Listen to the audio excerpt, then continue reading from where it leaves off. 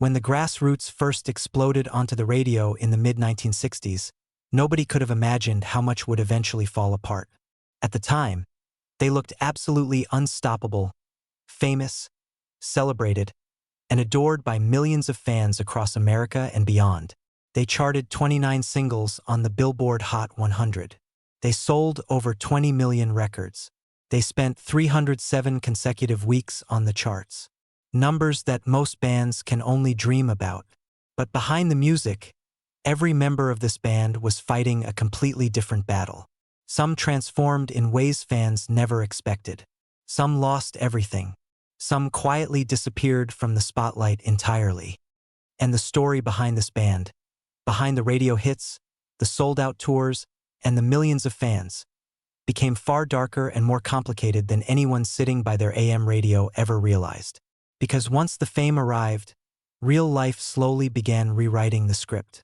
And by the end of this video, the truth about what happened to the Grassroots may completely change the way you remember their music forever. To understand the rise and fall of the Grassroots, you first have to understand how unusual their beginning really was. This wasn't a band that formed naturally in someone's garage. This wasn't a group of lifelong friends chasing a dream together. The Grassroots started as something almost completely artificial, and that tension would define everything that came after. In 1965, the powerful Dunhill Records needed a band. Talented songwriters P.F. Sloan and Steve Barri had written what they believed were hit records, and the label wanted a group to put on the cover. So instead of building one from scratch, they built the idea of one first. They called the project the Grassroots, originally even spelled as one word, Grassroots, and they released their debut song, Where Were You When I Needed You, using session musicians like Larry Knechtel and Joe Osborne. P.F. Sloan himself sang on that original recording. But here's what made this band different from the very beginning, and what would eventually make them so vulnerable. The band was never fully in control of its own identity. When radio stations started calling and listeners began asking to see the Grassroots live, Dunhill scrambled. They found a San Francisco group called the Bedouins, a band that had just won a battle of the bands competition, and handed them the name, the image, and the enormous weight of expectation. Almost overnight, these musicians were transformed into one of the most recognizable acts in American pop rock. Fans loved them. Radio stations played them constantly. The media celebrated them. And for a while, it genuinely seemed like they were living the perfect rock and roll dream. But behind the perfect image, something fragile had already been built into the foundation. By 1967, the Grassroots weren't just a band, they were a phenomenon. Rob Grill joined that year and instantly became the public face of the group. With his natural charisma, his powerful voice, and his effortless stage presence, Grill was the anchor the band had been searching for. Fans finally had someone to connect with, to root for, to remember. Then came Let's Live for Today, their first top 10 hit. What most fans didn't know was that the song had originally been recorded in Italian before being adapted into English. It didn't matter. The moment it hit American airwaves, it felt like summer itself had a soundtrack. They performed at the Fantasy Fair and Magic Mountain Festival during the Summer of Love. Their music, a dazzling blend of folk rock, psychedelic pop, blue-eyed soul, and pure AM radio magic, perfectly captured the spirit of that era in a way few bands could match. Then came Midnight Confessions. Released in 1968, it became their signature song, climbing to the Billboard Top 5. The famous bass line on that recording was played by legendary session musician Carol Kaye, a detail even devoted fans rarely knew. That song alone became the soundtrack to a generation.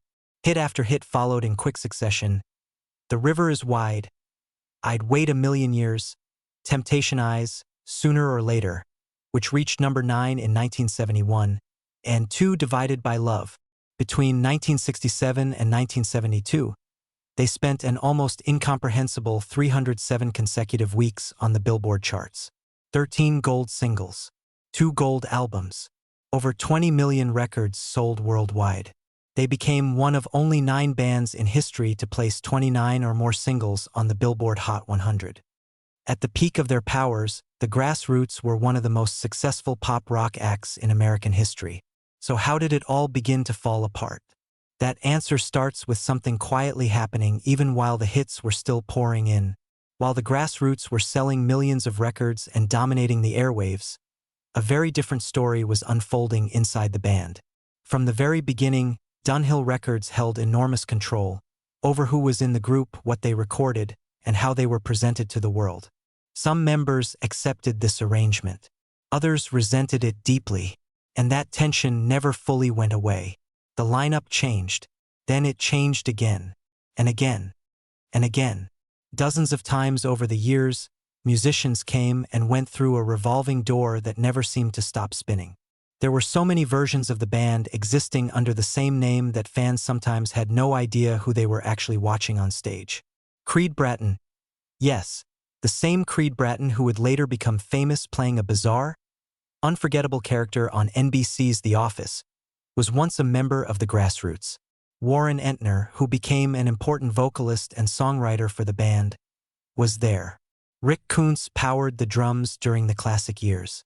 Dennis Provisor brought keyboards and harmonies to the group. Each of them contributed something genuinely real and lasting. But the constant changes made creative consistency almost impossible. Fans couldn't form deep attachments to a lineup that never stayed the same. The band's identity kept shifting beneath their feet, making it harder and harder to build the kind of unified legacy that protects an act when the commercial winds change. And then, almost without warning, the music world itself started changing in ways that the grassroots simply were not prepared for. By the early 1970s, something seismic was happening across American music, and the grassroots were caught directly in its path. Hard rock was getting louder, heavier, and more aggressive. Singer-songwriters like James Taylor, Carole King, and Cat Stevens were dominating the cultural conversation with deeply personal, introspective music that felt raw and honest. Progressive rock was pushing into ambitious new artistic territory. And suddenly, the bright, hook-driven sunshine pop that the grassroots had mastered so brilliantly felt like it belonged to a different era entirely. Because it did. Sooner or later, in 1971 became their final top 10 hit. Their compilation, Their 16 Greatest Hits, was released that same year. And while it sold well, greatest hits albums carry an unmistakable meaning in the music business. They are often a farewell dressed up as a celebration. By 1974, the band that had once seemed unstoppable was fragmenting at its core. Warren Entner departed. Reed Kaling and Virgil Weber left too. The group signed with Haven Records and released Mamacita, which became a minor hit in 1975, but follow-up singles failed to find any traction at all. Album sales, which had once felt automatic, collapsed almost entirely. The mainstream chart success that had defined the grassroots for nearly a decade was gone. The band officially disbanded temporarily in the late 1970s. And this became the darkest chapter in the band's story. Not a dramatic single moment of destruction, but a slow, quiet, painful fading away. For a group that had spent 307 consecutive weeks on the charts, that kind of silence was truly devastating. But the most emotional part of this story was still ahead. What happened next to the grassroots may completely change the way fans understand what it truly means to survive in the music business. Because what came after the silence, the losses, the revivals, and the records that were broken even without a single hit on the radio, became far more remarkable than anyone expected. When the hits stopped coming and the record deals dried up, Rob Grill made a choice that defined the rest of his life. He refused to let the grassroots disappear. He revived the band in 1980, but this version had a fundamentally different purpose. There would be no new albums chasing radio success. There would be no attempts to compete with the sounds dominating the charts. Instead, the grassroots would become something else entirely. A live touring act completely dedicated to performing the songs that people already loved. And against all odds, it worked. They appeared on over 50 national television shows. They performed 16 times on American Bandstand alone. They became regular fixtures on the iconic Happy Together tours, sharing stages with fellow legends like the Turtles and Herman's Hermits. They averaged more than 100 live performances every single year, year after year, decade after decade. Then, in 1982, they played a concert in Washington, D.C. that drew an audience of 600,000 people. setting a United States attendance record for a single act at the time. 600,000 people showing up for a band the music industry had already written off years earlier. Sometimes the fans remember long after the industry forgets. But survival came at a deeply painful price. Rick Koontz, the drummer who had powered the band through its greatest recording years, died in 2011. Rob Grill himself, the voice and the face and the absolute heart of the Grassroots for more than 4 decades, also died in 2011, at the age of 67. And P.F. Sloan, one of the original architects of the entire project, the man whose songwriting vision had started everything back in 1965, died in 2015. 3 pillars of the band's history, gone within just a few years of each other. And for many fans, that felt like the true end of something that could never quite be replaced. Today, the Grassroots still exist. They still tour. They still perform Midnight Confessions and Temptation Eyes, and Let's Live for Today, to audiences who remember exactly where they were the first time those songs came through their radio speakers. But the current lineup contains no original members. Not a single one. Before Rob Grill passed away, he personally approved the current version of the band, making absolutely sure that the name, the music, and the legacy would continue to be honored the right way. Current members, including Dusty Hanvey and Larry Nelson, have carried that responsibility forward, still performing over 100 shows a year and keeping the music alive for both the original fans who grew up with these songs and the new listeners discovering them for the very first time.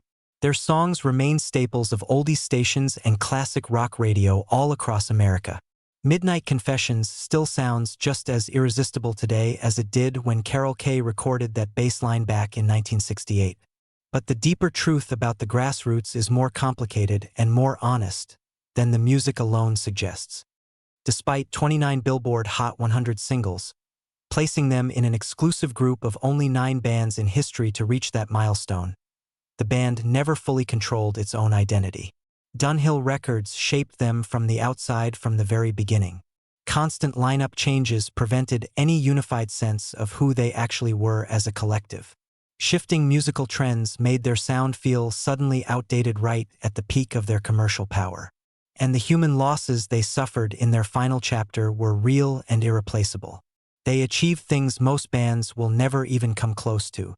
And yet, when the industry moved on, they were left without the foundation that might have protected everything they had built.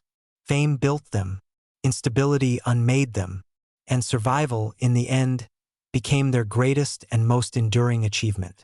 What started in 1965 as a studio project, an artificial construct created to capitalize on a folk rock boom, eventually became something real, something lasting, something that outlived the label that created it, the trends that inspired it, and many of the people who built it with their own hands. Behind the fame, every member of the Grassroots was fighting battles the audience never fully saw.